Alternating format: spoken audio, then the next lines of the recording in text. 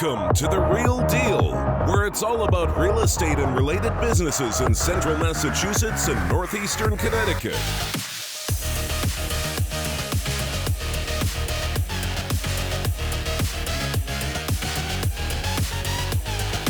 And now, your host, Anthony Chabot of Chabot and Associates.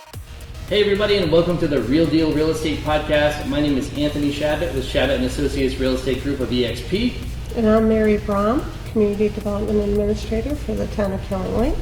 And I'm Jay Lirette of Lirette Investment Group. So on today's show, we've been waiting for this one for a while because there's a real need for information on this subject. So I'm very happy to present Mary Bromm, who is the person in charge of the rehab programs for properties in a lot of the towns in Northeast Connecticut. Is that right? Yes. So can you tell us a little bit about how that works? Sure. So we consult. I work for the Town of Killingly. We have rehab money. I also we consult for the towns of Putnam, Woodstock, Stafford, and Mansfield.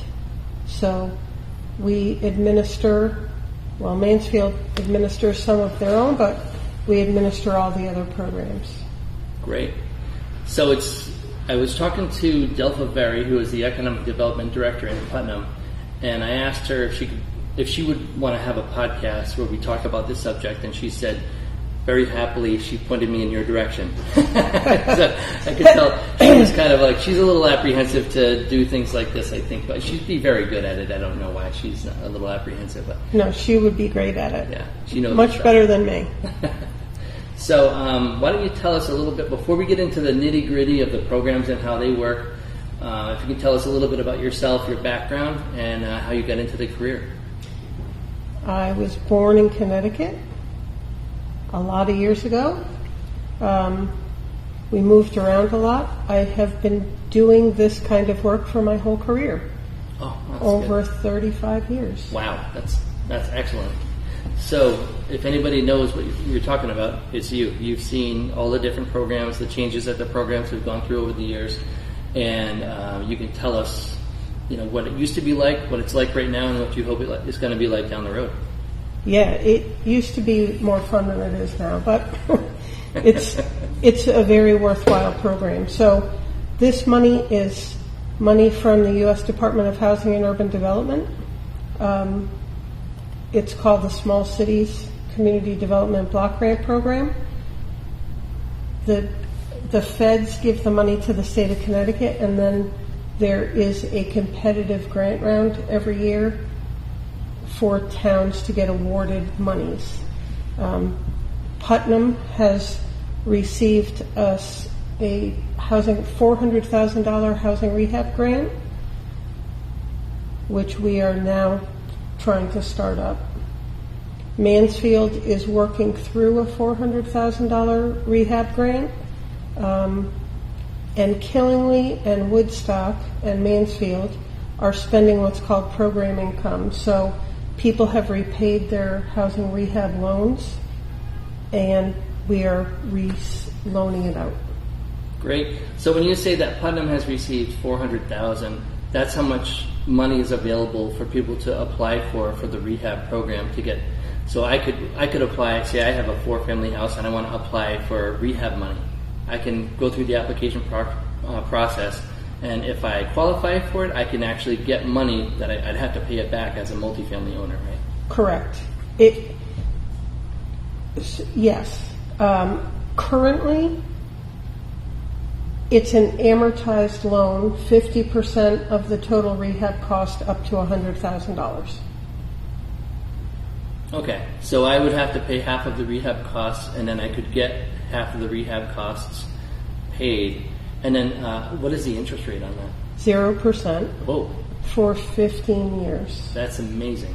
That itself is probably one of the best things I've ever heard when it comes to multifamily rehab. Even if you have to pay the money back, that 0% interest that's an incredible deal. It is a deal. So now, how does it work with single families?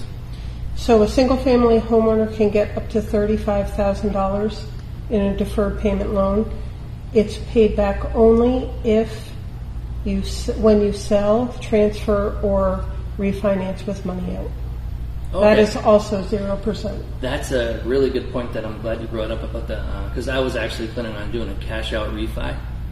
So if I were to say I owe $50,000, just to throw a number out there, and then I did a cash out refi and took out $100,000, would I have to pay back the rehab money that was put into the house at that time? Absolutely. Okay, interesting. Okay, but at the same time, though, the house would be worth a lot more money. Absolutely. So if I put $25,000 into it, and then I was eligible for $25,000 additional, so I put $50,000 into the house, and then it was worth $100,000 more, then that means that I would actually be ahead of the game quite a bit. So, can you tell us how you would go about the application process and how people would get information? How can they give you? Actually, that's one of the first things I like to do is phone number, email address, web address that people can go to get more information. Okay, so I work for the town of Killingly. Mm-hmm. I am in the community development office, so you can contact me in Killingly. My phone number is 860-779-5355. Okay. So there you are there. There I am. Mary Bromm, Community Development Administrator, front and center, bottom, 860-779-5355. Right. And this is under the Killingly.org website, which is the town of Killingly's website, and it is under the Community Development Department. Correct. So that's how you can get in touch with Mary Bromm. And I think that's about all for the contact information. So we got the web address, the phone number, and what email address? Did you give that already? No, M. Bromm, Yeah. BROMM, at killinglyct.gov. Okay. So I'll switch back to the center camera here. Take that other screen off of there. Put it back on auto switch. Sorry, I'm talking. All right. So now, if I wanted to apply for this program, I live in Putnam, Connecticut, and I have a multifamily house that I own. How would I go about starting the application process? Okay, so you could call the Town of Putnam Economic and Community Development Office and speak with Jackie, or you can call me. Okay. We will send you out an application package. So as a multifamily property owner, you qualify by the incomes of your tenants. So you get an application and all of your tenants get an application through you. They have to submit basic information and document their income. And when they submit all of that back, then I'll review the application and we would be good to go. So in a multifamily property, if it's a two-family, you qualify if 50% of your tenants, or one of two, is eligible, income eligible. Two or more, 51% have to be income eligible. However, we like 100% eligibility only because otherwise we might have to prorate the funding that we would provide. Okay, so you have to have, if I have 4 tenants, all 4 tenants have to apply, or? All 4 tenants would have to provide me with income documentation. Okay. And as long as 3 of them were income eligible through the program, you would qualify, that property would qualify. Okay. So how about when I apply for it, do I have to provide my own income information in there? You don't, although the first time you applied for the program, because a lot of rental property owners have multiple properties that they may want to get done, the first time you may have to provide information that you can make your have enough resources to be able to meet your matching requirements. Okay, so if I'm planning on doing $50,000 in rehab, I need to be able to come up with $25,000 of my own money. Is that right? Yes. Okay. However, you don't determine, unfortunately, how much rehab correct, because the program has requirements. So when we go into a property, we have to make it lead safe, and we also have to check for radon, and we have to correct major code violations at a minimum. So so sometimes that costs more than people would think. Oh, okay, yeah. So does it happen often where people apply for the program and then they realize that they thought it was going to cost $50,000 and then they realize it's going to cost $100,000? Does that happen? Yes. Okay. So especially in COVID days. Yeah. Pretty common for that to happen? We haven't done so many multifamilies that I could really answer that definitively. Well, actually, that brings up the single family part of it, which I think you seemed like you were pretty happy about the single family program. Well, the single family program is such a good deal because owners would need to qualify based on income, but then they don't pay a penny unless they sell, transfer, or refinance with money out. Oh, so they don't have to come up with the 50%? No. Oh, great. And it's not determined how much work needs to be done on them? Well, again, we have to make the property lead safe. We have to check for radon, and if their radon levels are high, we have to mitigate that. And we have to correct major code violations. Okay. So now all these properties, as we were talking before, they're residential, but not under the real estate where it's 4 units. So it could be a 6-unit or 8-unit residential and still get funds. Absolutely. The state of Connecticut right now has limited multifamily to $100,000 maximum in program funds, which means $200,000 of total work at dollar for dollar match. Yeah. Is there a per building maximum? So say I have a 9-unit multifamily property. Actually, it would be the one that I just got under agreement. There's 4 houses total. There's 2 houses on this parcel, 2 houses on this parcel. I was wondering how that would work because we have done that before, where there's more than one house on a parcel, and we take each building as a separate building.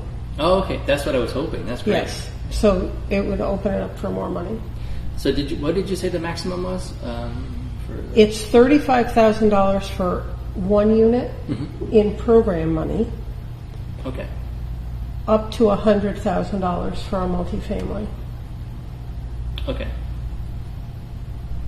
Can you repeat that again? So it's $35 per unit, right? It's for multifamily. The multifamily is. They say that it's between $35,000 and $100,000. So they did not specify that. For one building? For one building. Oh, okay. So up to per building. Up to $100,000 per building in program money? In program money, and that's 50% right of the rehab costs. So with that scenario that I just said, where you have 2 houses on this, well, actually we'll just go with the 2 houses on one parcel. You could have up to $200,000 in program money. Correct. So it could be $400,000 in renovations. Correct. Interesting. So, well, I think it's a lot simpler than I expected it was going to be. For some reason, I was thinking that it was going to be a lot more complicated and hard to understand. I feel like I understand it pretty thoroughly right now, which is great because I feel like I've never understood it thoroughly. Even though I've read through the pamphlet or looked it up online and talked to people about it, but now in 10 minutes, I feel like you've really explained it well. And I'm happy to have one-on-one conversations with people if they don't understand it and go through the process, which is extensive. So Jay and I work with a lot of multifamily owners and investors and sellers all the time. So for some reason, it's just one of those things that has caught our attention, and I've been really interested in it for years. And Jay and I talk about it on a daily basis, and we talk to people on a daily basis about it. We even have multifamily events, meetups. We go to events and meetups all the time. We listen to podcasts and read articles, watch YouTube videos on the subject. So that's why it seems to be something in this area, Northeast Connecticut. It's an area that we can really improve Northeastern Connecticut by improving a lot of the multifamily properties. I agree 100%. We were even talking about that at the one of the events that I went to recently in Putnam, and we were saying that there was a study done, and they said that Putnam is great, But it's when you're coming in and out of Putnam that you're going by some of these buildings that have been let go, the absentee landlords or people that just don't really maintain their buildings. And I see it all the time.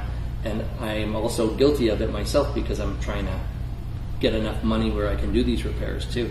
So I'm happy to hear that these programs are available. If you talk to a lot of people from Putnam that visit back that haven't been here in a while, they say, yeah, downtown Putnam is amazing. Which, I mean, I grew up in Putnam, and some of the buildings still look the same that they did, 20 years ago. And downtown Putnam has changed and evolved amazingly. And I'm happy to say that Killingly is, going to follow suit, and we have I believe we have all the people in the right places to make a lot of difference over there. So I agree. I know we mentioned it a lot that, we have a lot of the right people in place right now, so. I'm really happy about it. Let me just plug this back in so we can show the website. For if people want to go on to the website and get more information, we'll have that one cycling through the different cameras as well. So I think was there anything else that you wanted to talk about? Because I feel like we really summed it up pretty quick and easy. I'm good, but if anyone has any questions, they can certainly call me at the office. If I'm not there, leave a message and I will get back to you. I just realized there were a couple more questions that I didn't get to. How long do you think it could, if I had all the paperwork in front of me, do I call you up and show up at your office and then you provide me with the paperwork and then I fill it out and bring it back to you? A lot of times I send it, but you could come and get it. Okay. Or I don't like to put it on the website just because there's a lot of information.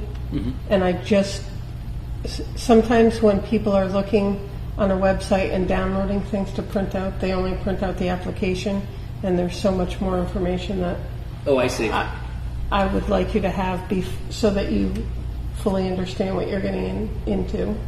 So you have a package ready to go? I do.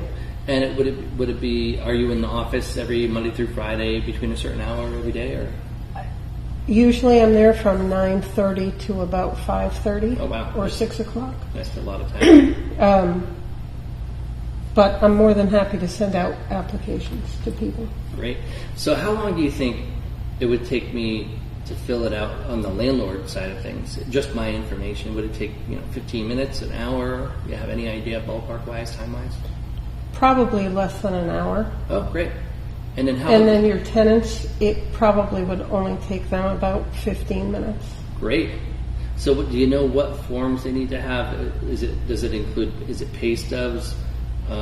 Driver's license? It's pay stubs, social maybe a bank statement if their stuff is direct deposited. It depends what their income sources are. If they are on Section 8, then as long as they give us a program contact for Section 8, we don't even need income documentation. Oh. Because we know that they're eligible. Oh, right. And they need to sign it, and we're good to go. So, now actually that leads me to another question. So if I have tenants and say it's a 4-family, just use that as an example, you need the information from 3 of the tenants have to qualify in order to make my house eligible for the Correct. program. So what are do they have to make a certain amount of money per year or less than a certain amount of money per year? They have to make less than a certain amount of money. Okay. So, and I have the income limits in my bag, but I don't have them readily available right now. But that's okay. I can put it on the screen after, so we can have it on there if you want. Yeah. Just let me know after the most definitely. Podcast. Yeah. So that'll be an easy one to show. And you think it's hard to meet those income requirements, or you think that it's? I think a lot of people in Killingly and Putnam can easily meet the income guidelines. Okay. So if they make over that amount of money, then 3 of the 4 tenants have to qualify. So if 2 of the tenants make more than that amount of money, then I can't. It's not eligible. Correct. Okay. And one other thing too. It used to be the case that, or certain towns had the ability that after you own the property for a certain amount of time after the repairs were done, if you were part of the program, that it was forgiven. Is that right? Yes. And they changed that recently? The state changed it several years ago now. Okay. That all the money needs to come back, which is unfortunate. And honestly, the town of Putnam right now is preparing a letter for the state to try to get that change back. Oh, because it's a pretty good deal as it is, but wow, you could really get people to do stuff. I think if they gave if you hung that little carrot in front of them, I think they would probably jump. I think that would be the incentive to want to own these buildings and not just try to, basically cash out, to own them, and you'd have all the repair money, and, it eventually will not cost you. I agree. Yeah, Plus, it's providing affordable housing for people that need it, and that's the main goal of the program. It's a win-win-win. It is. So the tenants get to live a better quality of life because the buildings are improved. The town gets improved because when people are coming in and out of the town, there are no more blight issues. I mean, in theory, if everybody took advantage of the program, it would help out with that problem a lot. And then hopefully the program will come back where if you hold the property for a certain amount of time, it's forgiven. But in the meantime, even the 0% is a great incentive. Now, the only thing is they're going to come into the house and they're going to say, do they do an assessment to determine what needs to be repaired? Yes. And is that part of the money that you have to pay? No, we do that. That's part of our services. Okay. Is that we not only come in and inspect your property and prepare the work specifications, but we also put it out to bid for qualified contractors. That's great. So do you have a list of contractors that you work with that are approved? We do. Oh, wow. That's great. Do you have any idea how many contractors you have? Right now, we don't have enough. So You never have enough, right? No. And they're all busy. I think I have about 5 or 6 in each category, something like 30 contractors. And I always have it's revolving which ones are the most responsive and get, follow through and everything, because it's hard to get people to do things right now because everybody is just Everyone is crazy busy. so busy. We have 3 contractors right now that have the bulk of the work. And they're scheduling a couple of months out. So we're always looking for more contractors, and we're actually having a contractor meeting next Tuesday in the Killingly Town Hall at 8 a.m. Oh, that's good to know. Okay. I will definitely put it out, and I will try to get a few there for you to try to help out. Say that again. Go over that again. When is that again? So there's going to be a contractor meeting in the town meeting room of the Killingly Town Hall next Tuesday, the 24th, at 8 a.m. Okay, so August 24th, Tuesday, August 24th, 8 a.m. And what room did you say it was in again? Town meeting room. Town meeting room. Great. So contractors, if you're looking to learn more about this program, you can give Mary Bromm a call at 860-779-5355. And we have, there are qualifications that you have to meet, and we'll go over all of that. However, once you meet those qualifications, we have a ton of work. That's great to know. And it's consistent. So,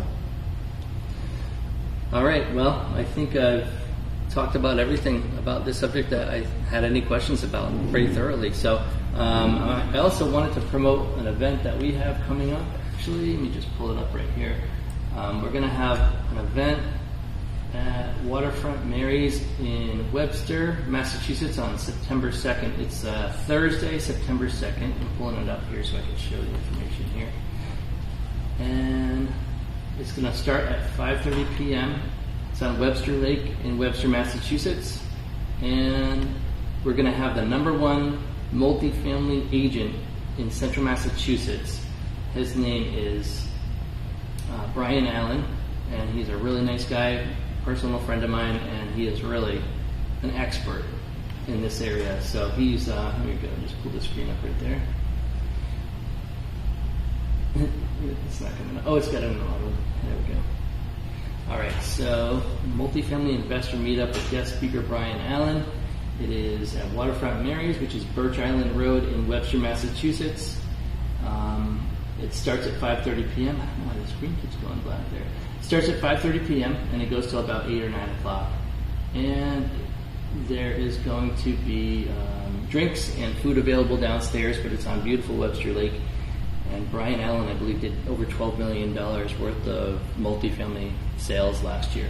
So we're also still looking for a hard money lender to be the guest. Brian is a featured guest speaker, but we're looking for a hard money lender as an additional guest speaker and an eviction attorney. The only reason why is because with all the complications with COVID and all the other issues with getting access to show houses as a real estate agent, we like to have an attorney that knows the ins and outs of how all that works, just because we want to do everything the right way and get the official word from somebody that is an expert in that area. So if anybody wants to attend that event, give me a call. My name is Anthony Chabot. My number is 508-847-0902, and my email address is anthonychabot@gmail.com. And you can also check out the website at chabotandassociates.com. So thank you guys so much for being on the podcast today. And my name is Anthony Chabot from Chabot & Associates Real Estate Group of EXP. I'm Mary Bromm, Community Development Administrator for the town of Killingly. And I'm Jay Lirette of Lirette Investment Group. Thanks everybody for watching, and have a great day. See you next time.